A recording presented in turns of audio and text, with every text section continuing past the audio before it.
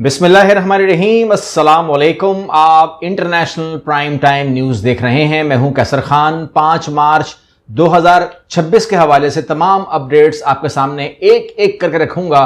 दरखास्त यह है कि तमाम की तमाम ब्रेकिंग न्यूज़ होंगी आखिरी तक, इसलिए मुकम्मल देखिएगा। सबसे पहले हम शुरू करते हैं खबर।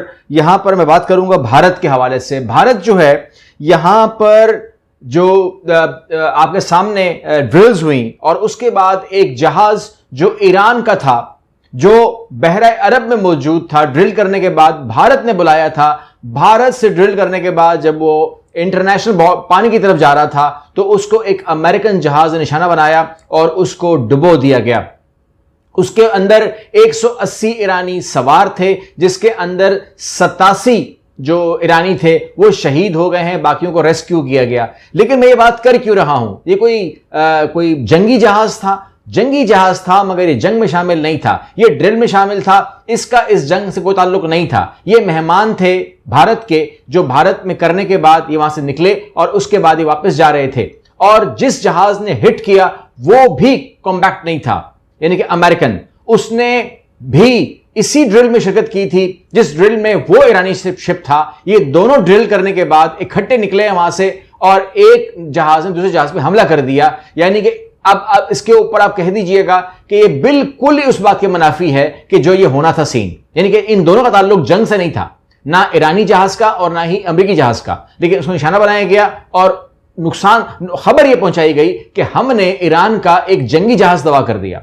यानी कि खबर इस तरह पोर्ट्रे हो रही है। एक बात एक तो ये थी कि ये अखलाक से घिरी हुई हरकत थी, उसको हिट करना नहीं चाहिए था, बिकॉज दोनों इकट्ठे ड्रिल से निकले थे, दोनों इकट्ठे निकल के वहां से आ रहे थे। नंबर 1। नंबर 2, इत्तला किसने दी थी?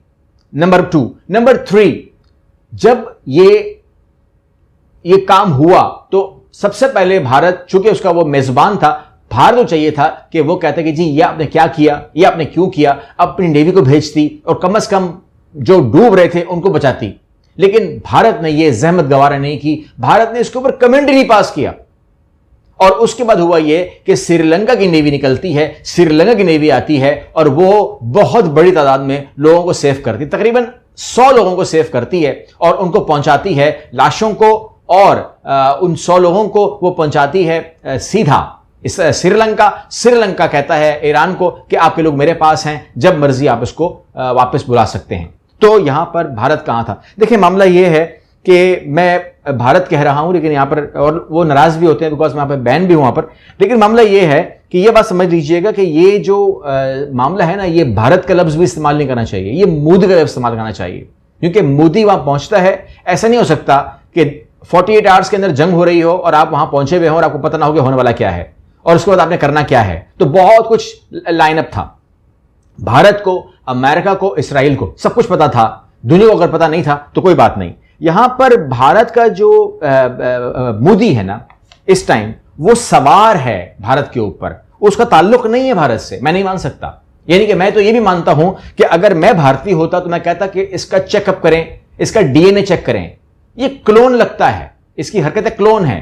अगर ये क्लोन नहीं है, अगर ये असली भी इंसान है, तो मैं कहूंगा कि फिर ये एसेट नहीं है भारत का। Modi is a asset of Israel. Simple सी बात ये है।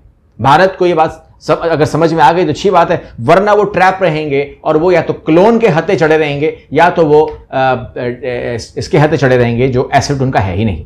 यानी कि उसके जो फैसले हैं वो मैं नहीं मानता कि मेजॉरिटी ऑफ भारत जो है वो उसे कबूल करता होगा, क्योंकि भारत के फैसले तो हम जानते हैं। अटल बिहारी वाजपेयी ने साफ अल्फाज में कहा था कि जमीन खाली कीजिए, फलस्तीनी की जमीन है ये, आपने कहां से कब्जा किया हुआ है। और आज तक मुझे भारतीय जवाब दे दें, अगर कोई देख सकता है मुझे किसी और मुल्क से, क्या एक भारतीय वज़ीर आज़म या सदर भी आपका गया था इसराइल अलावा मोदी के? इसके अंदर एक लिंक जोड़ दीजिएगा एपिस्टाइन का, एपिस्टीन की लिंक जोड़ेंगे तो आपको लिंक जोड़ेगा एपिस्टीन से, जैफरी एपिस्टीन से मोदी का। और मोदी जो है जब वो आता है उसके बाद इसराइल के अंदर, तो नाश्ता क्यों है, गाता क्यों है, वो क्या हुआ था वो वाकया, तो आपके इल्म में क्या है? यानी कि मैं आप कहता हूं भारतीयों से कि आंखें खोलिए। एक ऐसे शख्स को जो वो नवाज रहे हैं, एक ऐसे शख्स को जिसके सामने तमाम पार्टियां, सियासी पार्टियां खत्म कर दी हैं, अकेला छोड़ दिया है इसको। यानी कि अब अगर आप कोई भी इलेक्शन करवाएंगे तो मोदी ही जीतेगा, बिकॉज तमाम पार्टियों को खत्म कर दिया गया है। तो इस बात को समझने की जरूरत है कि भारत को ये कहां लेके जा रहा है और ये क्या कितना इस्तेमाल करेगा भारत को। यानी कि वो पहले कह चुका है कि भारत इज मदरलैंड और इसराइल जो है अवर फादरलैंड, तो और कितना खुल के बोले वो।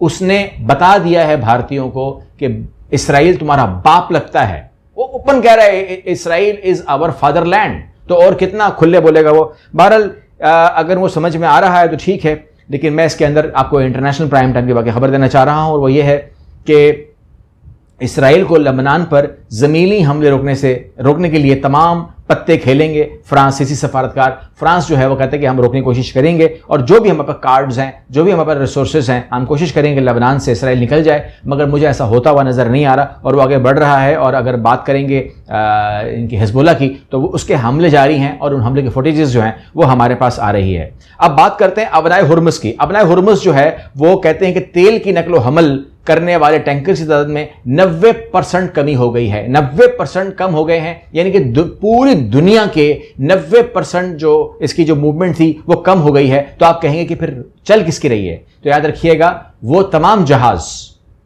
ईरान कह रहा है, वो तमाम जहाज जिनके ऊपर चाइनीज और रशियन फ्लैग्स होंगे, सिर्फ उनको गुजरने दिया जाएगा। तो चाइना को तो रशिया को तो जरूरत है नहीं, इस टाइम वो अपने कार्गो नहीं गुजार रहा वहां से, सिर्फ और सिर्फ ऑयल का मामला है, सिर्फ और सिर्फ चाइना कार्गोज वहां से गुजर रहे हैं। 90% के अंदर 10% सिर्फ और सिर्फ चाइना के बहरी जहाज ही गुजर रहे हैं, उनको अलाउ है, और ये चीज सब देख रहे हैं।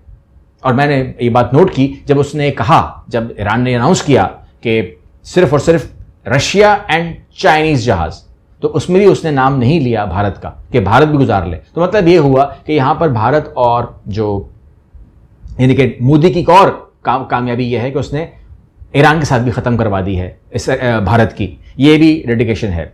और इसके ऊपर ईरानी पासदारानी इनकलाब कहता है कि अबनाए हुर्मुज़ से एक बूंद तेल भी जाने नहीं देंगे। और कल ही अमेरिका ने कहा है कि आइए मेरे साथ मिलकर जो अबनाए हुर्मुज़ है उसमें कब्जा करते हैं, जिस मुल्क को तकलीफ है वो आ जाए, अबनाए हुर्मुज़ में मेरे साथ आके बैठ जाए, हम वहाँ पर हमला करते हैं, ओमान साइड से आते हैं और यहाँ पर हम बैठते हैं। यहाँ पर आप जानते हैं कि बिटवीन अरब कंट्रीज़ जहाँ पर अटैक्स हो रहे हैं, और ये अनयूजुअल है, जाहिर सी बात है, क्योंकि अगर मैंने कल रिपोर्ट देखी यूएई की, यूएई कहता है कि मेरी जो टूरिज्म इंडस्ट्री है, जहाँ पर 1 लाख तो बरतानवी आते हैं, जो मेरी टूरिज्म इंडस्ट्री है वो मुझे $56 अरब हर साल कमा के देती है, लेकिन जो कुछ हो रहा है उसमें तो $56 भी आने वाले नहीं हैं। तो ये बहुत बड़ा लॉस दुनिया को हो रहा है इसका, जो कैलकुलेट करके जमीन पर ये नजर तो नहीं आ रहे, लेकिन 56 अरब नहीं आएंगे समझ में आ रहा है, ये पैसा यहां पर आएगा ही नहीं। तो ये तो नुकसान तो है, लेकिन यहां पर जो ईरानी है वो कहते हैं कि हम खित्ते में सिर्फ अमरीकी फौजी अहदाफ को निशाना बना रहे हैं। और फिर मैं देखता हूं एक बहुत बड़ा अटैक जो है वो होता है अजरबैजान के अंदर। मैं आपको दिखाना चाहूंगा वो अटैक, ये आप स्क्रीन पे देख रहे हैं, ये हंगामा, ये शोर शराबा, एक मिसाइल आता है और वो हिट करता है, और जब हिट करता है तो पूरा का पूरा जो है मंजर बदल जाता है, लोग परेशान हो जाते हैं। और फिर अगले ही मंजर में हमको दिखाया जाता है कि जो चीज़ तबाह हुई है ये अजरबैजान का एयरपोर्ट था, ठीक है ना। और उसके बाद जब हम इसकी खोज निकालते हैं तो पता लगता है कि वहाँ पर इसराइली एयरक्राफ्ट्स मौजूद थे, लेकिन वो क्या एक्टिविटी कर रहे थे इसके बारे में मुझे अभी मालूमात नहीं है।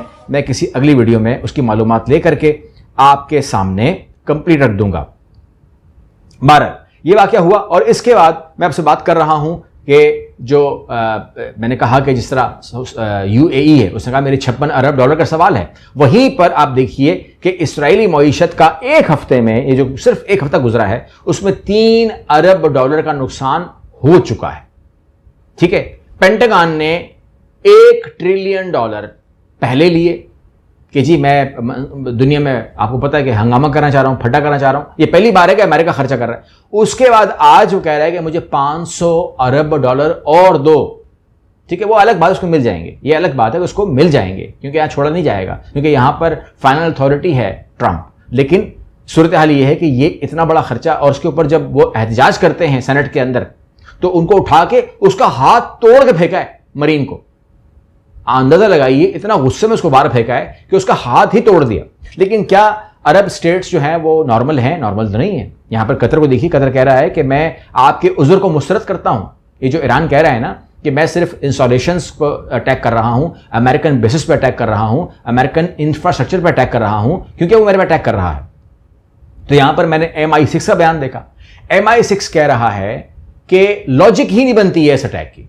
कहता है आप मुझे कोई भी ज़ई शऊर आदमी बैठा दीजिए और वो मुझे साबित कर दे कि ईरान से इनको खतरा था, क्योंकि आज भी ईरान अगर अटैक कर रहा है तो वो कतर में कर रहा है या सऊदी अरब में उसने जो कुछ किया या कहीं और पे आप कह लीजिएगा, तो कह रहा है कि उसके पास तो दस्तरस ही नहीं थी कि वो कभी आज भी अगर वो करना भी चाह रहा है तो अमेरिका पे बराह रास्त हमला नहीं कर सकता। तो फिर आपने किस खतरे के तहत ये अटैक किया? आज एक नया बयान ले आया ट्रंप, कहते कि जी वो मेरे पे जो अटैक हुआ था, जब मेरा वो जो आपको पता याद है ना, वो खामनाई के बंदे ने करवाया था। वो असल दुनिया को पता है कि वो ही वॉज अमेरिकन। खामनाई का उसका क्या ताल्लुक था? लेकिन बहरहाल वो नई कहानी जोड़ रहा है, बिकॉज रशिया ने कह दिया था कि जरा सा बताइए तो सही कि मसला क्या है। अब वो मसला क्या बयान करे? मसला है ही नहीं, इनका आपस में मसला है ही नहीं। इन्होंने जो करना था कर लिया है। और अब जो है, जो मेरी कैलकुलेशन है, जो मैं कैलकुलेशन करता रहता हूं अपने साथ बैठ के, मैंने कैलकुलेशन ये की है कि ये 5 तकरीबन कोई 10 दिनों के अंदर अंदर आप देखेंगे कि ट्रंप कहेगा कि मैंने अपने तमाम अहदाफ पा लिए हैं। ये डेट अपने पास नोट कर लें। 10 दिनों के अंदर ट्रंप बोलेगा कि मैंने अपने अहदाफ पा लिए हैं और मैंने दुश्मन को मार दिया है और हमने उनके नेवी तबाह कर दी है, हमने उसकी एयरफोर्स तबाह कर दी है, हमने उसके तमाम जहाज खत्म कर दिए हैं, हमारे मिशंस कंप्लीट हो गए हैं। तो हम यहां पर इसको रोकते हैं, वाइंड अप करते हैं। दुनिया जो है वो बात कर ले ईरान से खुद ही, ठीक है। फौरी तौर पर ईरान का रिएक्शन हां में नहीं आएगा, ठीक है। तकरीबन आप 10 से 11 दिन और दें ईरान को कि जहां वो अपना गुस्सा निकालेगा, क्योंकि ये जंग जो है ना, ये आप उसको विनर वाला लफ्ज इस्तेमाल नहीं कर सकते। 10 से 11 दिन मैं देखता हूं, या मार्च के एंड तक जो है ना ये मारेगा। मार्च के एंड तक, ये पूरा महीना मारेगा। मार्च तक इसको मारेगा, नहीं छोड़ेगा, जहां जहां वो कर सकता है। और उसके बाद वो मुसलसल 2 हफ्ते तक बोलता रहेगा कि इसको रोकें, हम लड़ना नहीं चाहते, हम खत्म कर रहे हैं। तो कहीं ना कहीं जाकर के कोई आप कह लीजिएगा कि मार्च के एंड में ये जंग जो है, अगर ये खत्म होनी होगी तो ये खत्म हो जाएगी। अगर ये मार्च में खत्म ना हुई तो फिर मैं आपको कोई डेट नहीं दे सकता। फिर ये समझ लीजिए कि इसका खत्म होने का कोई अंजाम नहीं है। फिर ये बहुत लंबी हो जाएगी। इसके अंदर समझ लीजिए कि बहुत सारे ममालिक जमा हो जाएंगे, बहुत सारी इन्वॉल्वमेंट हो जाएंगी, लेकिन दुनिया की तबाही और बर्बादी का इससे ज्यादा नुकसान कभी ना कभी हो सकता है, ना कभी होगा। यहां पर सऊदी अरेबिया कहता है, मतलब सऊदी अरब तो नहीं कह रहा, ये मोहम्मद जो वो हैं साबिक इंटेलिजेंस सरबराह, वो कह रहे हैं, मैं तुर्की फैसल की बात कर रहा हूं, वो कह रहे हैं भूल जाएं इस बात को कि अब हमारा कोई ताल्लुक बनने वाला है इसराइल के साथ, क्योंकि जो अब सूरत हाल हो गई है ना, कहते हैं भूल जाएं इस बात को। लेकिन मैं आपको बता दूं कि इसराइल जो है वो ताल्लुकात बनाने के मूड में वैसे मतलब है भी नहीं उस तरीके से। वो चाह क्या रहा है एक बदअमन इलाका, ठीक है ना। क्योंकि अब जो बातें खुल रही है ना, मैं जो आपको अगर दिखा सका, मैं आपको दिखा देता हूं कि बहुत सारी बातें जो हैं अब खुल रही हैं और मैं आपके सामने वो रखना चाहूंगा। ये देखिए खबर, Qatar Saudi arrest Israeli Intel spy planning bombing American journalist, ठीक है। फिर आप देखिए कि यूके भी यही बात कर रहा है। कहते हैं कि जी 4 मार्च को जो अटैक हुआ है ना साइप्रस के अंदर, अब हमें तो क्या बताएगा। मैंने क्या कहा कि इस टाइम अमेरिका के ऊपर या उसकी इंस्टॉलेशंस के ऊपर या मिडिल ईस्ट में कहीं पर भी आप मार दें, कुछ भी मार दें, ठीक है, नाम ईरान का आएगा। तो साइप्रस के ऊपर भी अटैक जो है वो ईरान ने नहीं किया। और ईरान ने कहा है कि मैं आपको वाज़ेह तौर पे कह रहा हूं कि मैंने सिर्फ और सिर्फ मिलिट्री इंस्टॉलेशन पे अटैक करने हैं। मैं अंधा नहीं हूं अमेरिका की तरह कि स्कूलों पे अटैक करूं, मस्जिद पे अटैक करूं या मैं हॉस्पिटल पे अटैक करूं। मैंने सीधा उस पर करना है। और आपकी जो ऑयल रिफाइनरीज हैं उन पर मैंने अचार डालना है। ये देखिए, Shahed type drone that hit British airbase in Cyprus was not launched from Iran, UK defence ministry. UK को कोई ताल्लुक नहीं है, कोई मोहब्बत नहीं है ईरान से, लेकिन वो कह रहे हैं कि भाई ये भी नहीं हुआ। खैर, साइप्रस में जो अटैक हुआ है वो, अच्छा, साइप्रस में किसके होल्ड है? किसी को कोई परेशानी है? किसी को कोई हैरानगी है कि क्या हम ये मजाक नहीं करते रहे कि साइप्रस जो है वो इसराइल बन जाएगा? क्योंकि लाखों की तादाद में जो है वहां पर मूवमेंट हुई जब जंग हुई थी गजा के साथ, तमाम चीजें, तो लाखों की तादाद में लोग नहीं गए वहां पर। तो वहां पर जो है इतनी बड़ी तादाद में वहां पर इस टाइम इसराइली यहूदी मौजूद है कि आपकी सोच होगी, मैं कहूंगा सेकंड लार्जेस्ट में कहूंगा इसको, ठीक है ना, अगर करीब की बात करेंगे। बहरहाल, अब जो यूरोप है वो इससे बाहर नहीं रह सकता। और यूरोप जो है, कल ही आपको मैंने बताया था, जिस तरीके से नेटो के साबिक सरबराह ने कहा कि जंग शुरू कहीं होती है ख़त्म कहीं होती है, तो उसने कहा यूरोप के ऊपर कोई दबाव ना आए। तो एक दबाव तो मैं देख रहा हूं, आपके सामने रख देता हूं, और वो ये है कि रूस को गैस की सप्लाई रोकने पर गौर कर सकते हैं। अब मुझे बताइए कि रास्ते गैस के जब बंद हो गए, जब आबनाए हुर्मुज़ बंद हो गई, जब जंग शुरू हो चुकी है, जब ईरान ताबड़तोड़ हमले कर रहा है, गैस कहीं से छोड़ नहीं रहा, अब अमेरिका भी अगर गैस पहुंचाना चाहे तो नहीं आ सकता, बिकॉज ईरान बीच में आ गया है। यहां से यमनी होसी कह रहे हैं कि बहरा अहमर में आके दिखा दो, ये कह रहे हैं कि आबनाए हुर्मुज़ से एक बूंद गुजार के दिखा दो। ऐसे माहौल में यूरोप की अगर आप गैस बंद कर देंगे तो क्या होगा? तो यहां पर दो चीज़ आ जाती हैं, या तो यूरोप जो है वो बैठ जाए रूस के साथ, ठीक है, क्योंकि ये इस टाइम सोर्स का वाहिद जरिया है यूरोप का, या तो बोले नहीं जी कोई बात नहीं बंद कर दें आप। अगर बंद कर दिया तो यूरोप कहां खड़ा हुआ होगा? यूरोप तो वैसे तबाह हो जाएगा। तो यूरोप की जो शहरग है या जो उसकी जो वीक पॉइंट है वो इस टाइम रूस के हाथ में है। रूस जो मर्जी उसका सलूक करे, तो ये जो है ये खतरनाक बातें हैं। रूस, प्यूटन ने कहा कि ईरान जंग के बाइस तवानाई की कीमतों में इजाफे के बाइस रूस यूरोप को गैस की सप्लाई रोकने पर गौर कर सकता है। और ये गौर करने का मतलब ये है कि ये धमकी है, सिंपल सी बात ये है। आगे अगर हम बात करें तो ज़मीनी फौज उतरने वाली है कि नहीं उतरने वाली है ईरान के अंदर, ये बात हम करते रहते हैं। तो मैं आपको सामने दोबारा कह रहा हूं कि ईरान में फिलहाल अमरीकी फौज दाखिल करने का कोई इरादा नहीं है। इसका मतलब ये हुआ कि आप उस पोजीशन में नहीं है जिस पोजीशन में आप पहले दिन इराक में थे, और पहले ही दिन आप जो है आप अफगानिस्तान में थे। जब आप इराक में थे तो मुझे याद है कि जब आपकी गाड़ियां अंदर जा रही थी, आपके ट्रक्स अंदर जा रहे थे, तो आपके ऊपर पता नहीं कौन मगर फूल फेंक रहे थे। आपको मालूम है कि अगर ऐसी कोई हरकत हम करते हैं ईरान के अंदर तो फिर क्या होगा। तो डू यू नो अंडरस्टैंड? तो यहां पर सूरत हाल ये है कि ईरान के अंदर ऐसी कोई प्रोटोकॉल मिलने वाला है नहीं, और यहां पर आप बार बार कह रहे हैं कि जी हम जीत चुके हैं, एक हफ्ते के अंदर सरेंडर हो जाएगा। तो वो चीज़ें जो हैं वो हमें नज़र तो नहीं आ रही हैं।